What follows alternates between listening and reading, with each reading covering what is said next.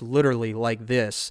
And I have footage of me mowing it on a diagonal pattern, and it didn't rip, it didn't slip, didn't do anything bad. As long as I went slow and made 2 to 3 point turns very, very slowly, I didn't have any ruts or ripping or slipping of any kind. It did very, very well on hills. So traction is definitely good with this mower, which for me, that did surprise me a little bit, because I often think the narrower the machine, the more trouble you're going to have with traction, but that just wasn't the case with this mower. If you approached it low and slow, went up and down, side to side, whatever, of course ensuring the lawn isn't too wet to the point where you're going to leave ruts that leave indentations and screw up the grade of the property, it does very well on the weekly mow route where we do have hills. Now, again, I could use my bigger mower for this. I do nowadays, but if I had a hill in a fenced backyard, I can be confident that as long as I approach it low and slow and be very, very careful, this mower will do just fine. Gas mileage.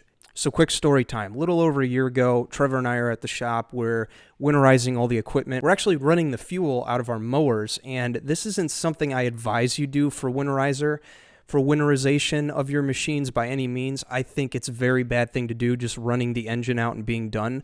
We simply ran the fuel out because we were going to top it off with stabilized higher octane fuel to help the engine, clean itself out and stabilize over the winter. But what I noticed is when we were running the old fuel out of this machine, now mind you, it didn't sit for very long. I wouldn't let that happen.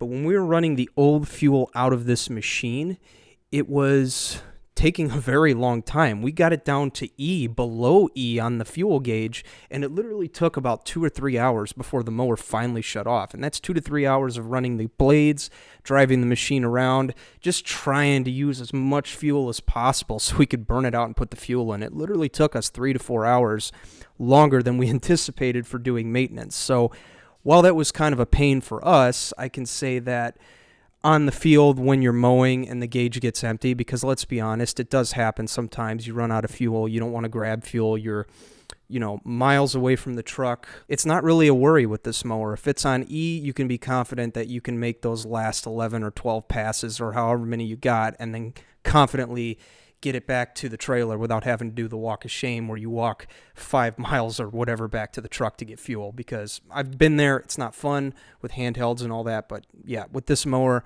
not really a worry. So good gas mileage.